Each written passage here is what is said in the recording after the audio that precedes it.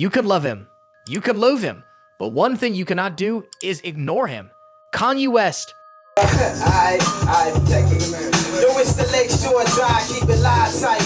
Producer, rapper, designer, disruptor. He's not just a name in pop culture. He is pop culture. For over 2 decades, Kanye's been living at the chaotic crossroads of brilliance and breakdown. He doesn't just make music. He makes moments. From platinum plaques to presidential campaigns, sneaker empires to social media spirals, he's a walking contradiction. The man who called slavery a choice. Also, once said on live TV, George Bush doesn't care about black people.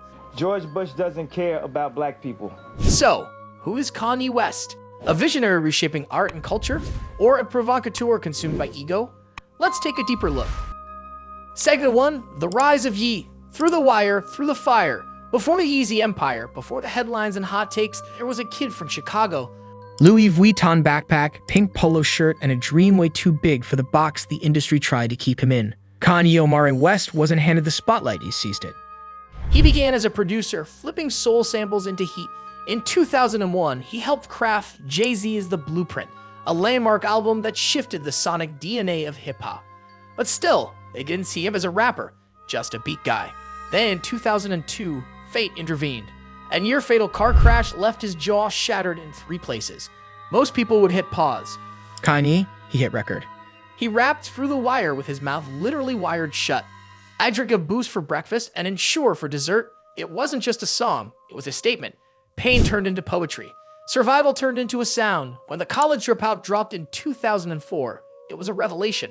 He rapped about faith, about being insecure, about working at the Gap, about being real. In a genre obsessed with bravado, Kanye brought vulnerability to the front row. He made being different not just accepted, but iconic.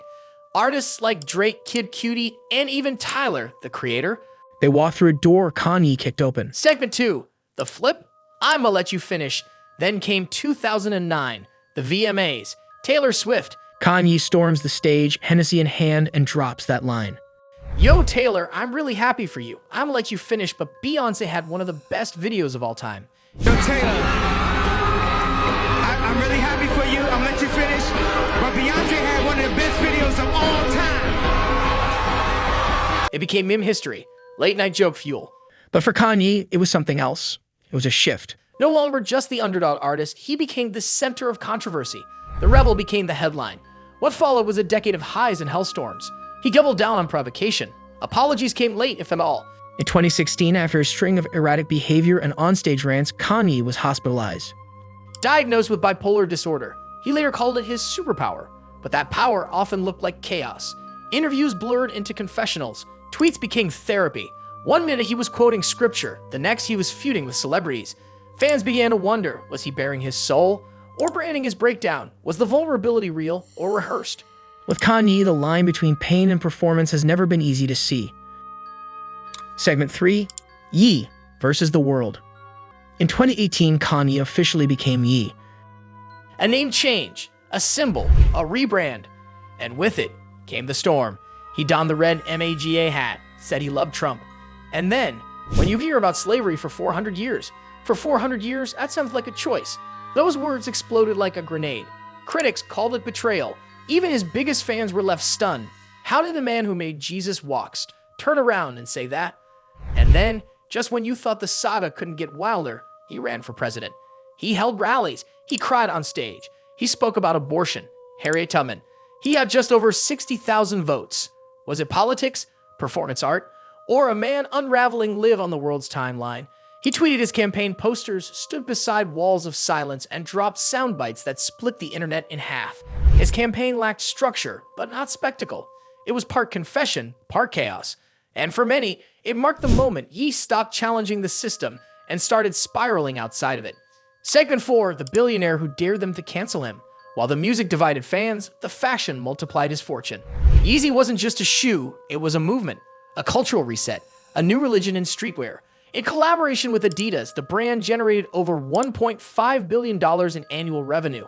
The shoes sold out in minutes. Hype turned into hysteria. Kanye didn't just sit at the table of fashion royalty. He redesigned the tablecloth. He didn't follow trends. He bent them. He was front row with Virgil Abloh, redefining black excellence in luxury fashion. He had lunch with Anna Wintour, Vogue's queenmaker, He made beige cool. Bulky silhouettes iconic, and he knew it. In 2022, Ye declared, "They can control Jay-Z and Beyonce, but they can't control me. I can say anti-Semitic things and Adidas can't drop me." Spoiler, they did, swiftly. Adidas cut ties, ending a partnership that built his fashion empire. Gap and Balenciaga followed. Even Jeep and Chase dropped him. Within days, Forbes reevaluated his net worth, slashing it from $2 billion to around $400 million. A staggering fall. Not from grace, but from power. This wasn't cancel culture. This was consequence, self-inflicted, unfiltered, and fully televised. In the end, even Ye's empire couldn't outrun Ye himself. Segment 5, the gospel according to Ye. Amid the chaos, Kanye found God. Or perhaps found a way to package him. Sunday service was born. Imagine gospel chores in the desert, designer robes, celebrity worship. It was church meets Coachella, aesthetic spirituality.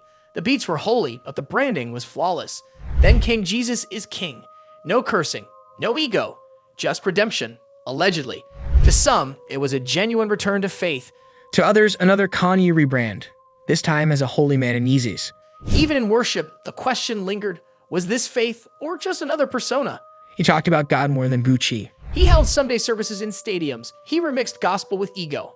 Kim and the kids showed up. So did Justin Bieber. And fans wondered, was this revival or reality TV with hymns? With Kanye, it's never black and white. It's gospel wrapped in Yeezy fabric.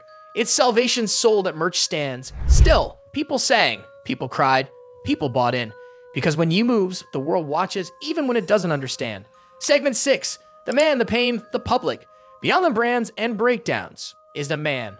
A man who lost his mother, Donda, his rock, his muse, in 2007. Many say Kanye was never the same. His marriage to Kim Kardashian, it played out like a tabloid opera. Custody battles, public rants, paparazzi chases. Kanye didn't suffer in silence, he suffered on stage.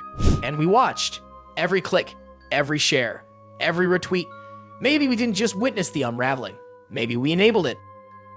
Segment 7, the art versus the damage. Let's not get it twisted. Musically, Kanye West is a genius. Albums like My Beautiful Dark Twisted Fantasy are masterpieces. He's reinvented hip-hop again and again, visually, sonically, emotionally. But genius doesn't erase harm. It complicates it. Can we separate the art from the artist? When the artist refuses to separate himself from the chaos? When every masterpiece comes with a meltdown? When every album cycle doubles as a media circus? At what point does brilliance stop justifying the breakdowns? So, who is Kanye West? A visionary who shaped the culture? Or a cautionary tale of what happens when ego eclipses empathy? Maybe it's both. A genius who couldn't be ignored, and a man who refused to be saved. Because when the spotlight never turns off, eventually, it doesn't just reveal greatness, it exposes everything else. Now it's your turn. Is Kanye West a genius, a villain, or something in between? Drop your take in the comments. We'll read the best ones in the next episode. And if this made you rethink what you thought you knew, smash that like button, subscribe, tap the bell so you don't miss what's coming next.